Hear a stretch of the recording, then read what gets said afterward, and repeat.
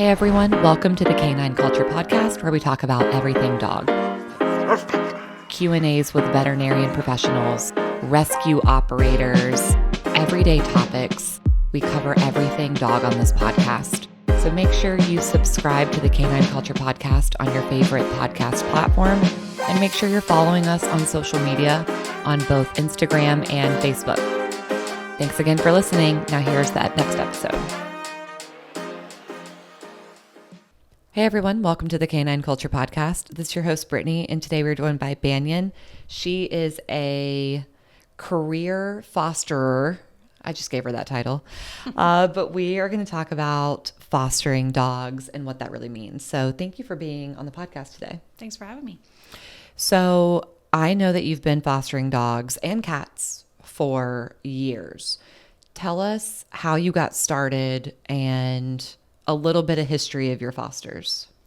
So I grew up kind of obsessed with puppies and kittens and all things tiny. So finally, when I bought my own house, the first thing I wanted to do after, furnishing and doing all that was I wanted to foster animals, because previously all the places I'd lived at, either there was a restriction on the number of animals, and I currently had a dog. I had recently found another dog at my school. So I had two dogs and finally bought my own house, went right to the Humane Society and fostered kittens. So got two kittens, and then ended up, one of them died, the other one survived, became attached, decided I had to keep the cat. So then I had two dogs and a cat, and my parents basically told me, you never are to do this again, because clearly you can't keep them all. Right. So kept the cat. A couple years went by. I got involved with ACPS with more cats. Did cats for a couple years, and then really saw a need for dogs, because kittens only really have a season and dogs have all year. Right. So got into dogs, did pretty well, didn't keep anybody. And then I got into mothers that were nursing their puppies. My parents were terrified that I was going to end up with a large litter of dogs forever, and did awesome. I think I did 4 litters until I finally foster failed on a puppy. So I did really well. And now I'm close to, between dogs, cats, overnight stays, things like that, probably close to 350 animals that I've fostered all by myself. I don't live with anybody else. So just me and my dogs. That's amazing. I sort of kind of fostered one of my dogs with the intention to foster fail. Mm-hmm. Yeah. I already had it set in my head that was my dog, but I was like, I'll give it 1 week. That's not, you already know how that goes. So, yeah, I hear that. And for anyone listening, foster failing is when you keep your foster dog instead of just fostering and giving them back. So that's a great transition to, if you want to explain fostering versus adopting, because I have found a lot of people actually don't understand what it means to foster. So fostering can look several different ways. So you can foster to adopt. If you know that you want to adopt a dog, a lot of times the dogs just aren't available. Either they haven't been spayed or neutered. They might have a medical issue that they need to be cleared from. But they have to be cleared first, then you can adopt. Or you can just foster outright for space. Sometimes, like at ACPS, we always need fosters for space because they are overrun. There's 264 kennels, and at all times there's close to 400 dogs. Mm-hmm. That means dogs are doubled up. They don't get to be taken out as often. If you just go walk through, I know people say all the time, I can't do it because I'll be too sad, or right, I'll keep them all.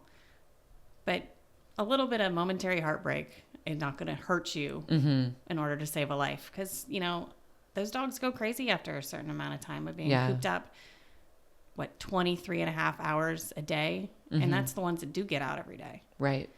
So fostering is great. You can foster for medical reasons. You can foster for underage animals. You can foster for socialization. You can foster for space. There's a million different reasons to foster, but anybody can find it in their heart to find a reason to foster. Mm-hmm. I was talking to someone at work recently. His daughter really wants a dog, but they've never had a dog. And I said, what if she first starts volunteering at the shelter? Mm-hmm. And then second, once she's done that enough, she can foster. And he was like, well, what happens if she wants to keep the dog? And I'm like, good, the dog has a new home. Exactly. I mean, it's not the worst case scenario. You know what I mean? So like you said, even just going to the shelter and like walking them, getting them out for like a dog day out, it really does save them. It can change their life. Yeah, oh, absolutely. So whenever you are fostering, what do you normally get provided for you? And what are you kind of responsible for? And I know it's going to be different versus like a shelter versus a rescue. So just in your experience, what are you provided with whenever you sign up to foster? So I've always been provided basically everything you need. So when you're through a shelter, all veterinary care has to be done through them. They have shelter medicine vets that you schedule an appointment for. And they'll give you food if you want food. I always take food initially because they're used to a certain type of food. Right. You can transition them onto a different type of food if you'd like. However, if you just want to keep them on the dog food that they're on from the shelter, they will give you food. They give you all their preventative medication. If you need toys or anything like that, they're always happy to supply those. If you need a crate, you can ask about that. If you need bedding, they're happy to help you with any of the supplies you need. I've never had them tell me flat out, no, we can't give you that. They might not have it immediately. They might say, oh, we can give you something in a day or so. I'm lucky enough, I foster all the time. I have all these things in my house already. However, the only thing you really have to provide them with is shelter and walks. Unless you have a backyard, then you can just let them out in your backyard. But that's, for the most part, the only thing you're on the hook for. Everything else is provided to you, which is nice. I think people worry about vet bills, food, like you said, preventatives. And so I think I would agree 98% of the time, the shelter or the rescue, they're going to provide you with that. Yeah. And that's something you can ask up front. Like, hey, are you going to provide the following things, So in your experience, what's the average duration of a foster stay? I know that changes. So like, what's been your shortest and what's also been your longest? So my shortest has been, I usually, I know there's a big event coming, I'll offer to take a dog overnight before they go to the event, let them decompress for the night, give them a bath, give them a good walk so they're a little bit tired and they're not as anxious when they're at the event. And a lot of times that's the difference between them getting adopted and not adopted, because they're calmer than the rest of the dogs that are there. And also, are they potty trained? That's pretty quick to find out. I have a cat. How do they feel about another cat? How do they feel about another dog? How do they walk on a leash? All these things are so beneficial to give a potential adopter rather than just walking through and seeing a dog that's never been out of the shelter or we don't have any history on them. Right. My longest has probably been almost a year. It was a difficult case. I ended up keeping her because she was my dog, and I knew that I probably was never going to find anybody else for her. So I kept that one. I've had ones up to 6 months where they have to have multiple surgeries, and they have to be healed before they can be available for adoption. So it really varies. And fostering is great for people that you travel a lot. You can just commit to short periods. Maybe you can't have an animal, but you love animals. It's a great opportunity for you to have an animal for a week at a time while you're home, just a companion. And then you can get multiple dogs that come in or multiple cats, and they all get a break from the shelter. Whenever you started fostering, how did you go about that process? Was there like an application? Was there an interview? What did that look like? So nowadays it's super easy through ACPS. You just go in. It's a 2-page paper you sign, and then when you get your animal, you go ahead and you also sign a contract for them. You go in same day. You can pick out an animal, and they'll give you the animal for however long it needs. Also, ACPS is great about, they have a foster Facebook page where they post their daily needs, and you can comment on the picture, I'm coming in, and they'll have them ready for you whenever you can pick them up. Oh, that's awesome. Yeah. I know a lot of shelter rescues as well. They'll post like, we need a foster. And I think people are afraid to step up. But like you said, even if you're like, hey, I can do 1 week, and maybe that would prompt someone else who's like, well, I'm coming back from a trip. I could do a month after that, So let's flip gears here to the emotional side of fostering. So there's ups and downs. Absolutely. What are some of the challenges you face emotionally? The hardest part that I've experienced is losing an animal. So I've had puppies, unfortunately, that were very sick. Mm-hmm. We tried our hardest. Just, they were too far gone. And Yeah. so you do lose animals from time to time. Kittens have what's called fading kitten syndrome. They just crash quickly. I've had ones where I've had to give sub-Q fluids and everything else, and you just try your hardest, but at the end of the day, they just weren't ready for this world. Mm-hmm. And that's okay. And it's difficult. Mm-hmm. I won't lie. That hurts your heart so bad. I've also done elderly dogs that were hospice dogs. Mm-hmm. I got lucky enough to sit with them when they were being euthanized, Mm-hmm. but they had the best last couple weeks. One Mm-hmm. of my heart dog, I fostered him. He was a hospice dog. They said he had between 6 weeks, maybe 6 months. He ended up 2.5 years with me. Wow. Miss him every single day, but he lives on, and I get to foster in his memory. And he was a great dog. He was a great foster dog. He loved all animals. So Mm-hmm. it is hard. It's hard to give them up. It's hard in the beginning, I will say, to give them up. It gets easier. Yeah. You plan to get another animal. Right. You just kind of keep filling that void, whether or not that's a good or a bad thing. You just keep filling that void of that puppy. But I always tell people I found out how I can always have a puppy in my life. Uh-huh. Right. And foster them. Yeah. So, and especially if you find a wonderful home for the animals, Mm-hmm. it makes it that much easier. Most people will stay in contact with you. I always give them my information Mm-hmm. so they can send me updates and pictures. And I have so many people that I've met along the way that just send me pictures and, thank yous all the time. So that's always really special. It's hard if you have to take them back and you don't know where they're going. Right. But that's rare that happens. So I've been lucky in that aspect. Mm-hmm. Are there any moments that stand out to you as just like very fulfilling, and just like moments that stand out that you were just so fulfilled and happy with your fostering? So I had a dog it was I guess you would call it a feral puppy. The family was out in a field. They had to use a tranquilizer to even get the dog into the shelter. He was terrified of everything. I couldn't touch him for weeks.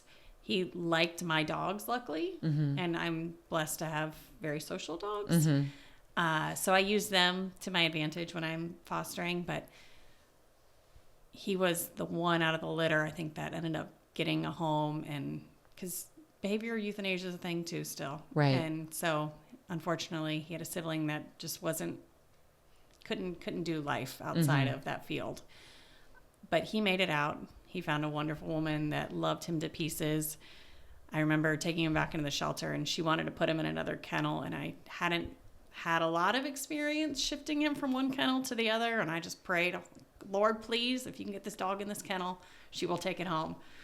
And he, by the grace of God, jumped into that other kennel, and she went away with the dog and loved him from there on out, and is still as happy as a clam with him. So that was one of my proudest moments, because he was definitely a challenge.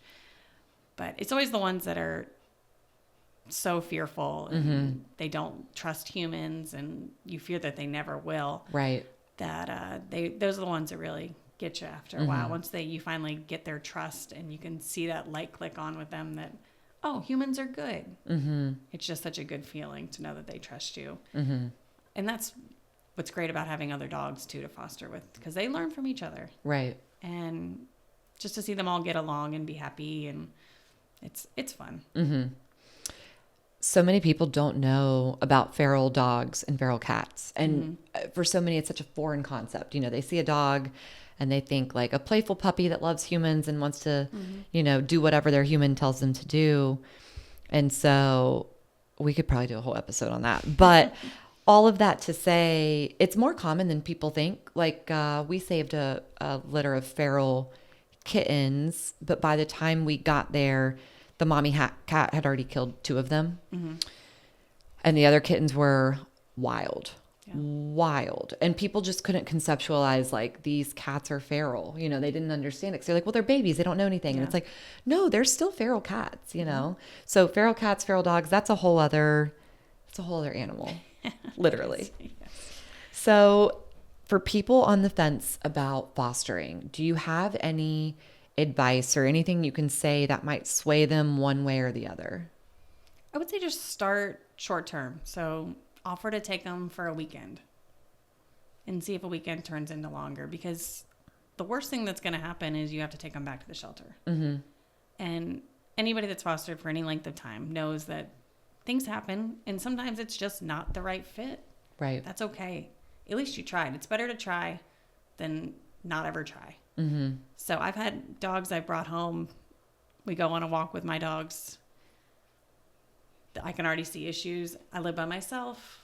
I can't, if something happens, I'm on my own. Right. So I've had dogs that I've had to take back within an hour, and that's okay. Yeah. At least I tried. Right. But I can pick up another dog. We have, at any given time, probably over 400 dogs. There's a dog out there that'll fit your lifestyle. Mm-hmm. There's old dogs that need somebody. There's young dogs. There's middle-aged dogs. There's everything. Right. So you can find something that will fit your lifestyle. And the people that work the shelters are awesome about advocating for the dogs and knowing a lot of their personalities. So ask around, tell them what your needs are, what your wants are, and they can connect you with a dog that'll really fit your lifestyle and be appropriate for your house. Mm-hmm. And let's say someone does finally say, all right, I'm going to do it. And they start filling out the paperwork. They start going through all the steps. Do you have advice on getting your house ready for a foster? So I have a whole room just for dogs. So I always like to have a crate. I think a crate is super important. Yeah. A lot of people say they're not, they're cruel. They don't like them. I always tell people, we live in Florida. We get evacuated. Your dog's going to have to be in a kennel. Yeah. Your dog has surgery. It has to rest in a kennel. If it's not calm in a kennel, they're never going to heal. So that's my platform about, I'll get off my soapbox about crates. But have a crate, have your dog, your foster dog, a separate area where they can decompress. The shelter is a lot. Human that walks in knows it's a lot. So it's even more amplified for animals with their senses being so much more acute than humans. Let them decompress. Don't expect the world out of them from day one. Have, creature comforts, but also know that they might not know what a dog bed is. They might not know what toys are. Things are going to happen. Things are going to get destroyed. Don't give them brand new, nice stuff that you don't care, that you care too much about, that you can't wash or you can't replace. That's important. Don't leave them out and get upset when their blinds are ruined because they have anxiety. They don't know any better. You have to teach animals these things. I've seen that so many times, specifically the blinds. Yeah. So that's funny. Yeah. The blinds, I've had, baseboards chewed up, or if you have a rug, your rug chewed up, or carpet, you don't know if they're potty trained or not. You want to set them up for success and also set yourself up for success so that you're not miserable in the experience. Right. Because if you're not happy with the experience, nobody's going to be happy with the experience. Mm-hmm. Also know that they're animals. They're going to make mistakes, and that's okay. Mm-hmm. Nobody's perfect. We all had to learn and be taught how to do things. So have a variety of toys, variety of treats, different ways to motivate them, because some dogs love toys, some love treats, some love affection. Mm-hmm. There's just different ways to motivate them to do things. But don't spend a ton of money on a big fancy setup. You don't need it. They don't need a whole lot. They really just need your love and attention, a lot of walks, a lot of praise, and just have fun. Yeah. So right now, how many foster dogs do you have? Today I have none. Okay. I'm going out of town this weekend. So my parents have 3 dogs. I have 3 dogs. Taking them all the way down to Ormond Beach is a lot. Yeah. So right now I have nobody, but I did have my eye on a puppy at the shelter, but I knew I was going out of town. So probably next week I will be on their Facebook page looking for my next baby. Right now I do mostly babies, anywhere between 4 and 8 weeks before they can be spayed or neutered. I like to bring them into my classroom like I was telling you. So it's easier to have a baby to bring in because I can carry them around, and I keep a kennel in my classroom so that I can watch over them during the day, and we can take them for walks and do all that good stuff. So hopefully next week I'll be back on my fostering game. I know I'm slacking right now. Well, we appreciate you coming on here talking about fostering. I think it's so important, and it says a lot about someone's character who can just foster over and over again and face those trials and tribulations with dogs. So just thank you for what you're doing. Yeah, I enjoy it. I hope everybody else can get out and try it. We have so many dogs that need, and it's a huge city. We shouldn't have the problems that we have right now, because I think if, just 1% of Jacksonville would foster, we'd have no issues with these dogs. Yeah. So if it can just inspire a few people just to try it, you might love it. Mm-hmm. All right, guys, you heard it. Go out, start fostering, report back.